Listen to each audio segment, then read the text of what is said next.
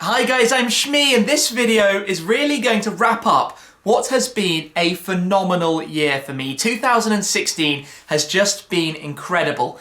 If you're watching after the clocks have already struck to midnight, then a happy new year to you. I'm sure 2017 has an awful lot in store, but this year for me, the opportunities, the adventures, the events, the road trips, the test drives, they have all been incredible. It's been the year of my life. Now, I might have overused certain terms, absolutely, bonkers, mega, epic, just to name a few of them, and I apologise for that, but I think they really do sum up some of the stuff that I've been able to access with my video cameras and create videos for you guys right here on the Shmee150 YouTube channel, but also across my social media pages. But it is all thanks to you guys for making this possible. If you weren't here watching and following and liking and commenting and getting involved in everything, then I probably wouldn't be able to share it all. So I really, really appreciate all of your support this year as much as ever. So in this video, I want to sort of do a recap of the year. You've already seen from the title something I want to touch on, the number of cars I've driven, number of hotels I've been to, this kind of stuff, but also pick out some of my favorite videos. Sometimes the ones that have huge numbers of views, of course, that means you guys like them a lot, but some others that haven't necessarily done so well on YouTube, but as experiences were really, really special.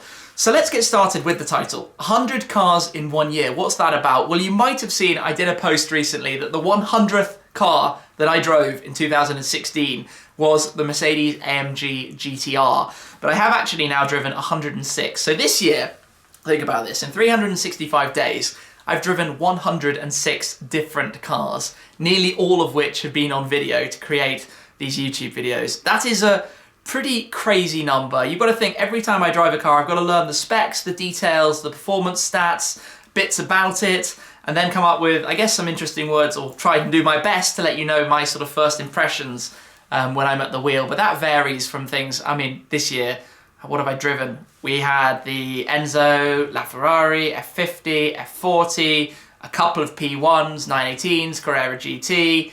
I'm sure I've driven in some Koenigsegg's and Pagani's and all sorts of different things. Basically, the list just goes on, and it's, for me, it's a little bit crazy. I'm looking back at it, and I've written out a full list as the year's gone by, and I'm like, are you serious? But it's been that incredible. Along the way, I don't share too much of my travelling, and I did a little video about this in, was it September, when I was in Sardinia with the Hamilton tour, a little bit from my hotel there, and it seems only appropriate that it's New Year and I'm in a hotel room again. About some of the travel, because I don't show it, I don't share with you guys, but I've also, as well as driving 106 cars, I have checked into 105 different hotels this year. I think I've slept probably less than 100 nights in my own bed at home out of the 365 nights of the year. That's 105, not like nights in hotels, that's different hotels I've been to this year. I've been on 49 flights, which I know is not that many compared to sort of business travellers frequently on the same road, but on the same route backwards and forwards once a week. I've also taken 17 Eurotunnels and ferries, I think 14 Eurotunnels and 3 ferries, and I've probably driven about 100,000 kilometres as well. So I do an awful lot of travelling that doesn't necessarily make it into these videos, but I love it because I love everything at the other end. I'll get up at whatever time of day, stay up all night if I have to for the opportunities and videos I'm able to shoot. So basically I was trying to think of my favourite sort of top 5, let's say, highlights of the year. And this is really hard because there's some amazing stuff I haven't included in this top 5, some opportunities, some really special things, some big thanks that have to go out to owners who have let me drive their cars. I mean, just to throw out a couple of things, my recent trip to Dubai was just, Dubai Abu Dhabi was incredible, and everybody out there was amazing. Back at the beginning of the year, I also had a fantastic run to Oman and again in Dubai, had an amazing trip to LA, Bentayga launch event. I actually went skiing up there as well, did a slightly off-piste, I guess, ski video away from cars. What else have we done? Press drives, driving the AMG GTR for the first time, McLaren and Tenerife. These are all things that aren't even in the top 5. I mean, just scrolling back through my own YouTube channels, making me go sort of like, this was all this year? Are you real? I think I've uploaded, I don't have the exact number off the top of my head, but over 200 videos this year. And up till just before now, I think I've done videos basically every day for 6 weeks, which has completely destroyed me, to be very honest. It's hard work, a lot more work than I think people realise I've had many short nights to create video content, but that's not a complaint because it's so much fun, and I guess a lot of enjoyment out of knowing you guys are enjoying watching these videos. But enough, I guess, waffling. It's been a busy year, 100 cars, but let's hit these sort of top 5, I guess, memories, so to speak, because they're things that stand out to me for whatever reason. We'll do this in no particular order. So to kick off is going to be right back at the very beginning of the year. I headed to Sweden, and that was for the Koenigsegg Regera, and a particularly amazing opportunity to go around the factory with Christian von Koenigsegg himself. Each time I go there, each time I shoot a video with Christian, he is a lovely guy, and his sort of passion is infectious. His understanding and awareness of everything his company's doing, his involvement in the whole process. So every time I'm with him and we shoot these kind of videos, I think you guys really quite enjoy them. I certainly love being there with him because he is a man who is an absolute genius. He knows everything. So we had a look around the factory, but it was more than that because it was also the very first time a Regera had even been out with a sort of journalist, influencer type person even involved. So I got the opportunity to shoot a video with Christian of the Koenigsegg Regera, the world's first video of that car in sort of motion, and it has 1.3 million views. But let's take a look at probably one of the biggest hypercars of this year.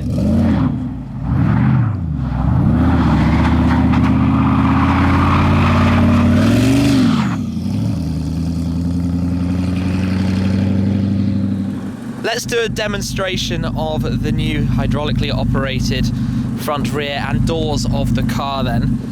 This is what you could see from the inside with using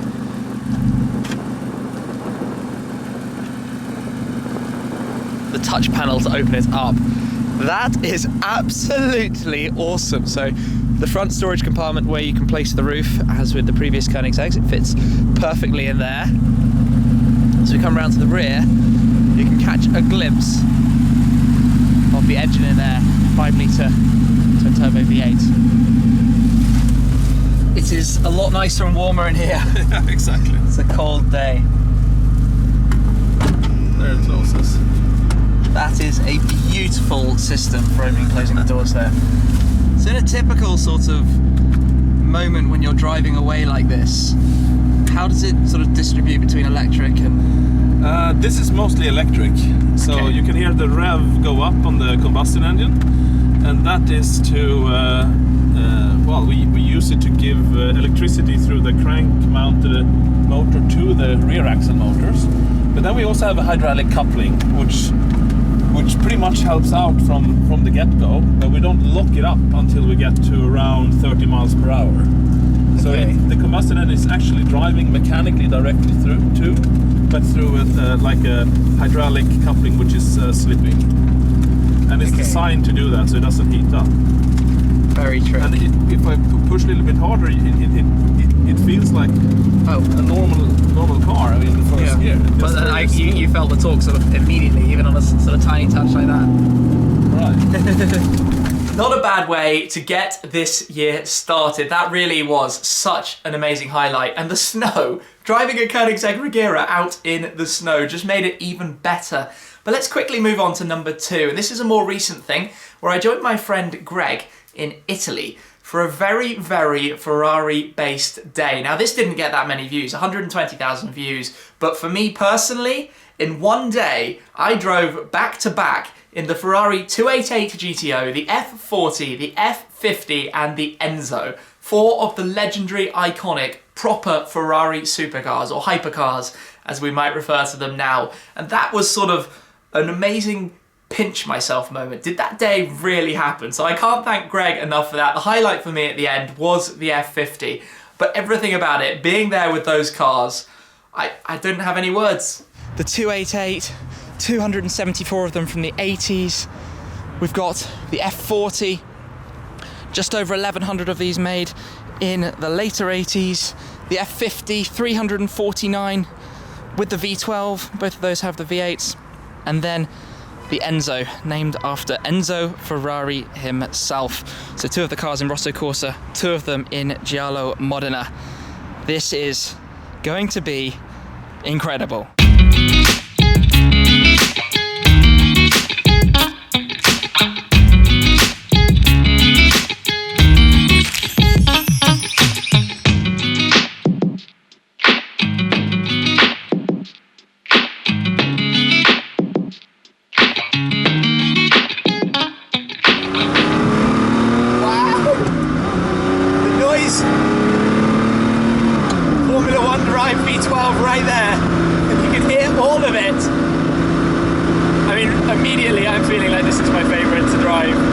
This is everything.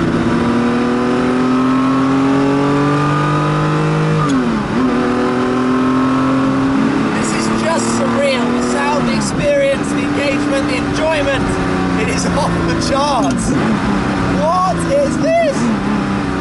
I'm just enjoying flipping up and down and going through gears just because it's amazing. When you let the revs rise, it just screams at you. Just, what? It's mega. If you ever wanted to see what I look like when I'm happy, it's this right now. Driving the F40, which I just feel like, to me, this was my total dream. This car, and it's lived up to expectations in every possible way. This is utterly amazing. Without a shadow of a doubt, that was one of the best days of my life.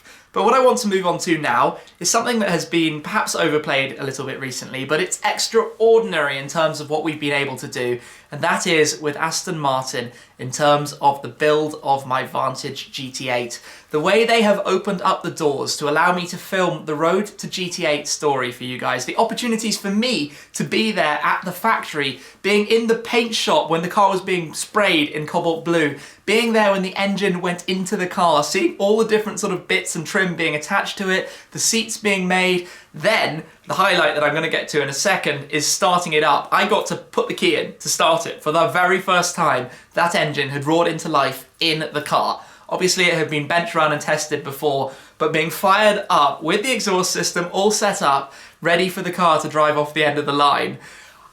I don't know if that's ever been done before, but for me that was the truly sort of icing on the cake of what has been an amazing series of videos, I think. And I've rather gathered that from the feedback I've seen in the comments that you guys have enjoyed them too, so I have to extend a huge, huge thanks to Aston Martin for this opportunity.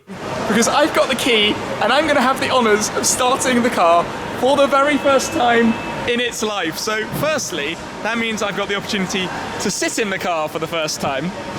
I'm a little bit nervous actually, this is really strange, but let's jump in.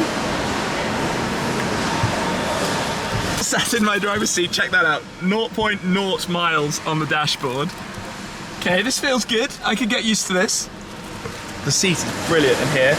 So, we're in the car, we're in neutral, the handbrake is on, I'm going to take the key back out of my pocket. This is the sort of plastic valet key almost. And it's going to be time to start it up. Now, like we've been told, it might take a couple of goes. I've been sort of instructed on the process. It's the emotional control unit, so it goes right in here. If you have a sort of paddle shift Aston like my former one, you have the park, drive, neutral and reverse buttons, not in that order, but along there. This has the new style dash to my previous car, but the satin carbon is awesome. So let's brake and clutch. Let's go for it.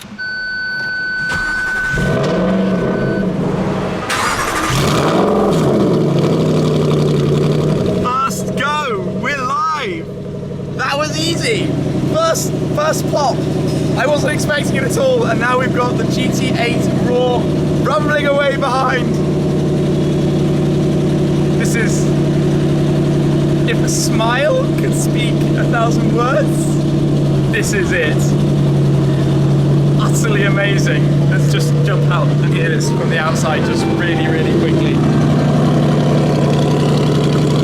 For the penultimate item on the list, another one that didn't get too many views, 100,000 views in fact. I was in Spain for the McLaren F1 Owners Club Tour, but any other McLaren. So F1 owners driving their other McLarens, which is when I had the 675 LT Spider there, and we went to Circuit de Navarra in the north of Spain. And one owner had bought his F1. The McLaren F1, the 3-seat layout, is the ultimate iconic hypercar to me. It is so, so special, and I think it's the one car that sits on my wish list in terms of cars I would like to drive after recently ticking off the Ferraris and the Carrera GT.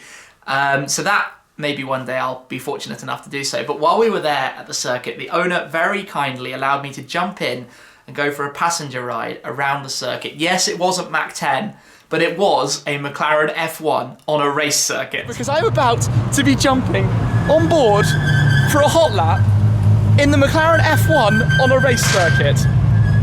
It is the ultimate car. It's my dream to maybe one day get an opportunity to drive one.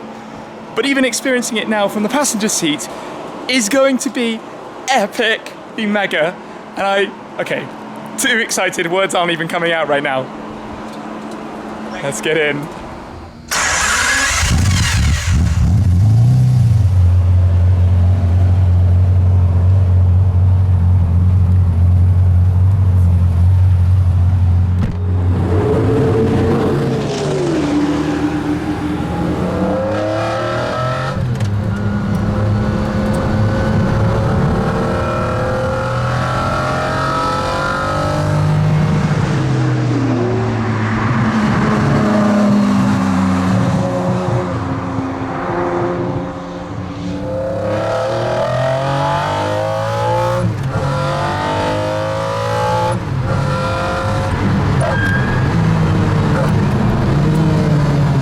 Not a bad day at all. But what I want to move on to for the fifth and final item on this list is going to summarise, I guess, a lot of the different road trips and adventures I've been on. So the places I've visited, my cars that I've driven, press cars that I've driven, and all of the different places. But they all culminated into one thing on Fuel Faction Enna with Trading 212 when we were in Montenegro at the Bay of Kotor at the top, looking out over the bay. And I was there with my McLaren, the Cayman GT4, the FF, and my manager's M2, and we had the cars up at the top with this most spectacular of views, being thousands of miles away from home, there with all my team and the guys who helped make these videos possible and some friends as well.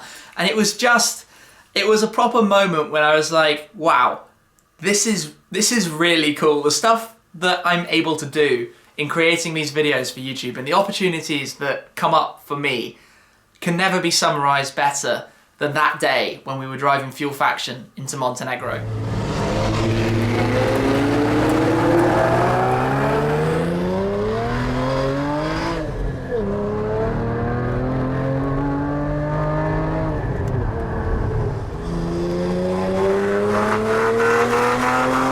We've got a pretty cool view behind us, all climbing up the rocks to take some photos up here.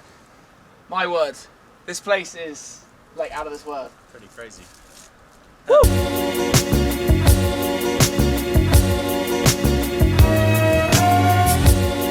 We're on the move.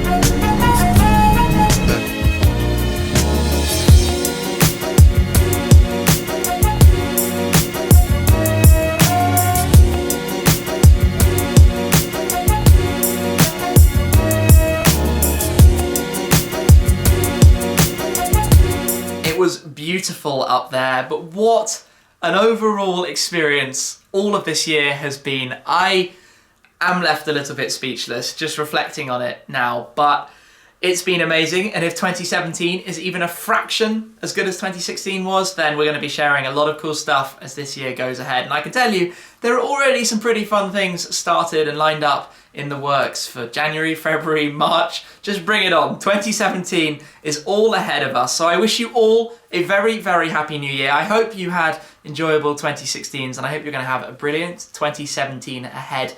I couldn't do this without all of your support and you guys watching these videos, so I really, really, really do appreciate it. Anyway, let me know down in the comments whereabouts you are in the world, whether it's already 2017 or not, and I really appreciate it as always. So thank you very much for watching, guys. That's it for now. I'll catch up with you again very soon. Cheers.